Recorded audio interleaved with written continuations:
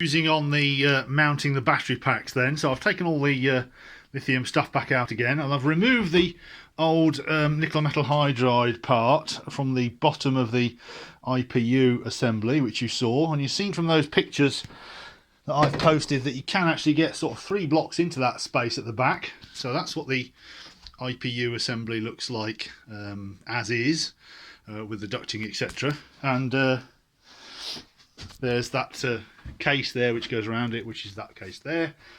So if you look at the one I've taken out, so I've taken that big chunk of plastic out, which was the old nickel metal hydride part. And now this is the available space here underneath. This is obviously upside down.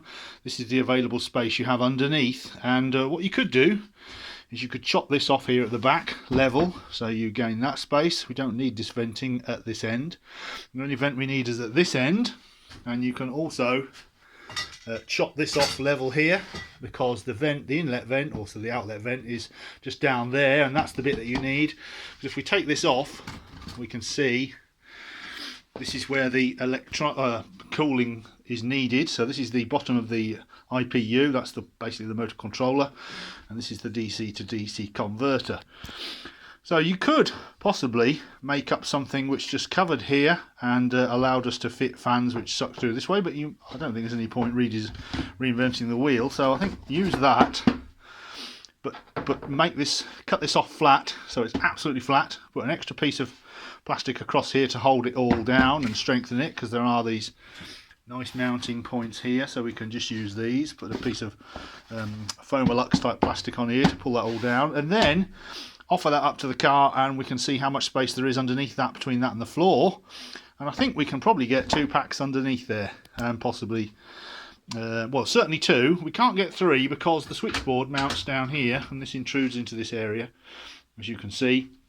So unless we remount the switchboard somewhere completely different, it's going to be tricky. So my plan is take the end off there, make this all completely flat and level and as thin as possible, just so that it reserves the aero flow, and cut this ducting down to the middle section, so that it's just got basically the outlet duct, okay, which is the one that connects to the fan. We're not bothered about where the air goes once it goes out, because it's basically just sucking air through. So long as the air goes through this bit under here, this is the bit where the IPU is, that's the bit that needs the airflow. So we can make this as thin as possible, use these holes here, put a piece of plastic across here, and then put that in the car, bolt that back up, and see how many packs we can actually get under this area.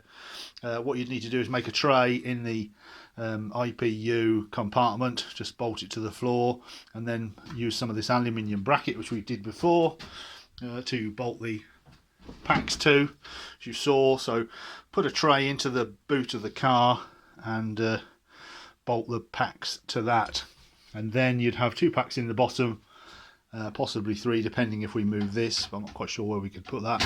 But anyway, that's where we are at the minute. So it's just looking at solutions, looking at ideas, seeing what's going to go where, and go from there.